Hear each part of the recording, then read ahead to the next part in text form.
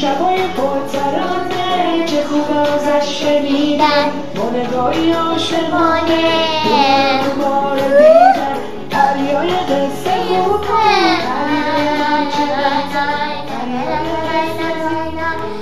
پریا خانوم، ای پریا ناناس خانومیا، این گل برای تو. وای دلی مرسی، گلو برای من گرفتی؟ نه، گل برای گل نیست، یعنی برای خواهر ساسانیات. برای خواهر ساسان؟ آره چیز میگم حسن جونیا، میگم میشه آموزش گلو به من بدی؟ بله، چون دالی به گل و گیاه خیلی علاقه داره. بریم با هم گلو بکشیم. آره بریم. بعدا بریم میگم که حسن جونیا قصه چیه بولا. همیشه کارش درسته.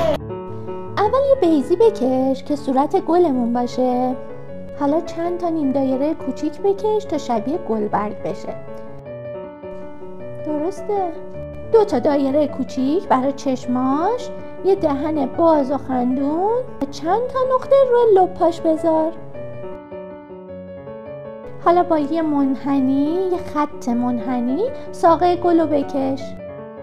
برگاش هم که کوچیک بزرگ هستن مثل یه قطره آب بکش.